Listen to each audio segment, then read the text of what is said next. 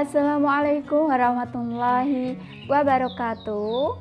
Kembali lagi kita akan belajar tentang teks biografi kelas 10 semester 1. Nah, kita akan membahas tentang KD 3.15, menganalisis aspek makna dan kebahasaan dalam teks biografi, serta KD 4.15, menceritakan kembali isi teks biografi secara lisan. Nah, sebelum masuk ke materi, kita lihat dulu aktor-aktor atau tokoh-tokoh yang terdapat pada foto di atas. Nah, yang pertama ada Ustadz Hanan Attaqi. Beliau adalah seorang pendakwah. Yang kedua ada aktor Reza Rahardian. Yang ketiga ada Bapak Presiden kita, yaitu Bapak Joko Widodo. Dan yang terakhir adalah Bapak Menteri Pendidikan di Indonesia, Bapak Nadiem Anwar Makarim. Nah, kita akan mempelajari apa saja sih dalam pembelajaran hari ini. Yang pertama, kita akan mempelajari tentang pengertian teks biografi. Yang kedua, tentang ciri-ciri teks biografi. Yang ketiga, struktur teks biografi.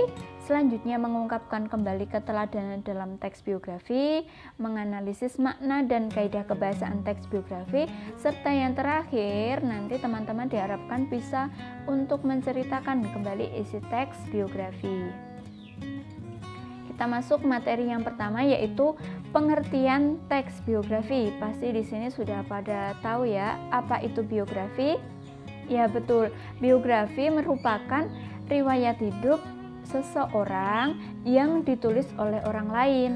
Apabila riwayat hidup seseorang itu ditulis oleh dirinya sendiri, maka namanya bukan biografi, melainkan autobiografi. Dalam biografi disajikan sejarah hidup, pendidikan tokoh, pengalaman-pengalaman, sampai kisah sukses orang yang sedang diulas. Umumnya biografi menampilkan tokoh-tokoh terkemuka, orang sukses atau orang yang telah berperan besar dalam suatu hal yang menyangkut kehidupan orang banyak. Dengan membaca teks biografi ini akan menambah wawasan kita dan sebagai teladan agar kita dapat menjalani kehidupan dengan baik dan mengisi hidup dengan karya yang bermanfaat. Tentunya hal ini akan bermanfaat untuk diri kita sendiri dan juga untuk orang lain yang membacanya. Selanjutnya, apa saja ciri-ciri teks biografi berdasarkan isinya? Yang pertama, strukturnya baku. Tentu dalam penulisan teks biografi itu ada strukturnya, tidak hanya nama, alamat, tempat tanggal lahir, dan seperti itu. Itu salah ya. Yang benar itu ada urut-urutannya, seperti orientasi, kejadian penting, dan reorientasi yang nantinya akan dijelaskan di slide selanjutnya. Yang kedua, berdasarkan fakta. Fakta apa? Yaitu fakta yang dilakukan oleh tokoh yang diulas tadi. Yang ketiga, gaya penulisan dalam bentuk narasi. Nah, tujuan penulisan dalam bentuk narasi ini adalah untuk menarik perhatian si pembaca tadi, agar tulisannya itu tidak seperti kurikulum vitae yang hanya berisi nama, alamat, tempat tanggal lahir. Nah, seperti itu. Jadi tujuannya dibentuk narasi adalah agar tampilannya lebih menarik. Selanjutnya, terdapat kisah menarik dan menginspirasi. Nah, tujuannya terdapat kisah menarik dan menginspirasi nanti berhubungan dengan ciri teks yang terakhir, yaitu memuat motivasi. Kalau ada kisah yang menarik dan menginspirasi, pasti akan memotivasi pembacanya, yaitu hal-hal yang bersifat positif. Selanjutnya, struktur teks biografi seperti yang telah saya jelaskan tadi ada 3, yaitu orientasi, kejadian penting, dan reorientasi. Orientasi ini berisi informasi latar belakang kisah atau peristiwa yang selanjutnya untuk memahami pembaca untuk lebih menganalisis atau mengetahui tentang isi dari teks biografi tersebut. Biasanya berisi tentang penggalan-penggalan siapa, kapan, di mana, dan bagaimana. Siapa itu apa? Yaitu siapa yang diceritakan dalam teks biografi. Misalnya di slide terakhir nanti ada biografi Ustadz Hanan Attaqi. Nah, kapan berhubungan dengan misalnya kapan lahirnya Ustadz Hanan Attaqi, kapan lulusnya Ustadz Hanan Attaqi, dan lain sebagainya. Berkaitan juga dengan di mana, misalnya di mana lahirnya Ustadz Hanan Attaqi, di mana riwayat pendidikannya di SD mana, SMP mana, seperti itu. Selanjutnya kejadian penting. Nah, kejadian penting ini berisi rangkaian peristiwa yang disusun secara kronologis. Jadi penulisannya itu tidak asal-asalan, harus ada urut-urutan yang benar. Biasanya menurut urutan waktu yang meliputi kejadian-kejadian utama yang dilakukan oleh tokoh. Yang terakhir yaitu reorientasi, berisi komentar evaluatif atau pernyataan simpulan. Biasanya di akhir paragraf paling bawah nanti itu ada simpulan mengenai rangkaian peristiwa dari tokoh tersebut yang diceritakan oleh penulis. Nah, selanjutnya mengungkapkan kembali keteladanan dalam teks biografi. Bagaimana sih caranya mengungkapkan kembali keteladanan? Yang pertama, kita itu mencari kepribadian unggul tokoh tersebut. Apa yang menjadi keunggulan tokoh tersebut? Nah, misalnya keunggulannya dalam hal kecerdasan dalam hal akademis dan non-akademis, atau dalam kesuksesan dalam berwirausaha, dan lain sebagainya. Yang kedua, menjelaskan cara meneladani karakter unggul tersebut dengan menggunakan teks eksposisi. Jadi nanti akan membentuk sebuah cerita yang menarik. Nah, tidak hanya kita menjelaskan karakter unggulnya saja, tetapi kita memberikan alasan-alasan yang terdapat dalam teks biografi tersebut. Nah, yang kelima, ada menganalisis makna dan kaidah kebahasaan teks biografi. Bagaimana sih makna dan kebahasaan dalam teks biografi itu? Nah, yang pertama, menggunakan pronomina. Pronomina itu adalah kata ganti sebagai pengganti penyebutan nama tokoh tersebut. Biasanya menggunakan kata ganti orang ketiga tunggal seperti ia, dia, ataupun beliau, tergantung penyebutan nama tokoh atau panggilan tokoh.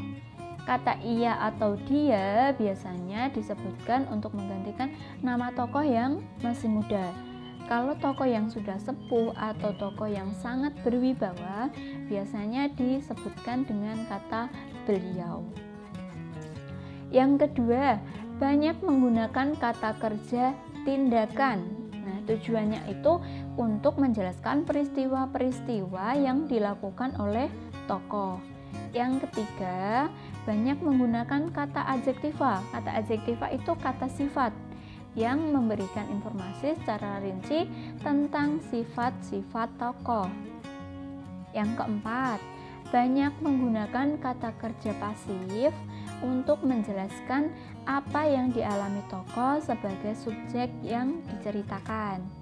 Kelima, banyak menggunakan kata kerja yang berhubungan dengan aktivitas mental dalam rangka penggambaran peran tokoh. Yang terakhir, banyak menggunakan kata sambung, kata depan, atau nomina yang berkaitan dengan urutan waktu. Nah, yang terakhir, menceritakan kembali isi teks biografi. Bagaimana sih langkah-langkah untuk menceritakan kembali isi teks biografi? Nah, tentunya yang pertama dengan cara mendengarkan atau membaca teksnya. Nah, tujuannya ini adalah untuk mendapatkan konsentrasi agar kita bisa mengetahui bagian-bagian peristiwa yang penting. Misalnya karakter unggulnya tadi, terus hal-hal apa saja yang dapat kita teladani dari teks biografi tersebut. Selanjutnya, setelah kita mendengarkan atau membaca, kita sampaikan dengan suara lafal dan intonasi yang jelas. Tidak boleh suaranya lembek, tidak boleh suaranya datar. Kita harus menggunakan intonasi yang jelas. Apabila ekspresinya menyenangkan, maka muka kita akan menyesuaikan. Kalau kata-katanya menyenangkan, masa ekspresi muka kita datar atau ekspresi kita sedih, kan tidak nyambung ya, jadinya tidak mendapatkan bentuk pelafalan yang sesuai. Yang terakhir, jangan lupa untuk menggunakan bahasa yang mudah dipahami oleh pendengar. Cukup gunakan kata-kata yang simpel namun bisa dipahami oleh orang lain daripada kata-kata yang berbelit yang nantinya membingungkan orang lain. Seperti itu cara atau langkah menceritakan kembali isi teks biografi. Selanjutnya saya akan menampilkan ulasan tentang teks biografi dari Ustadz Hanan Ataki. Nah, bisa dibaca atau dipahami. Nah, ini adalah salah satu contoh teks biografi dari Ustadz Hanan Ataki. Bisa dibaca ya.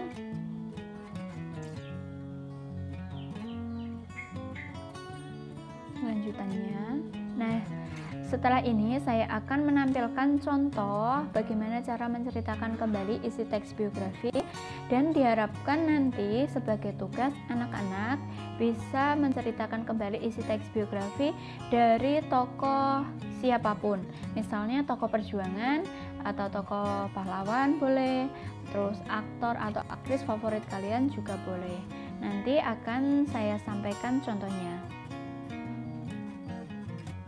Nah, ini adalah contoh menceritakan kembali isi teks biografi oleh Fauzah Salma. Kita lihat bersama-sama ya. Saya akan sedikit menceritakan tentang biografi dari Raden Ajeng Kartini. Raden Ajeng Kartini dikenal sebagai pejuang emansipasi perempuan. Dia adalah tokoh pelopor kebangkitan perempuan pribumi dan menjadi simbol bagi kemerdekaan Indonesia lewat gerakan feminis.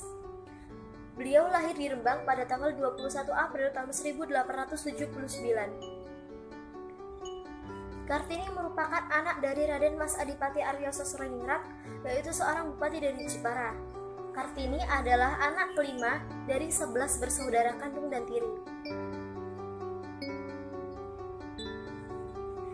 Menurut tradisi Jawa pada zaman dahulu, anak perempuan harus tinggal di rumah hingga ia usia menikah. Berhubung Kartini merupakan anak seorang bangsawan, beliau memperoleh pendidikan di ILS hingga usia 12 tahun.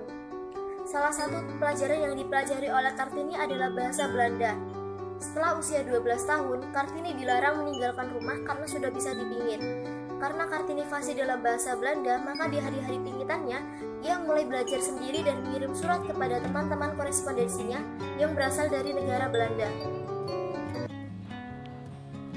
Setelah kita melihat contoh tersebut, diharapkan anak-anak sudah paham dan mulai untuk menganalisis. Diharapkan anak-anak bisa untuk menceritakan kembali isi teks biografi dari tokoh yang dipilihnya. Kurang lebih itu yang dapat saya sampaikan. Wabillahi taufiq wal hidayah. Wassalamualaikum warahmatullahi wabarakatuh.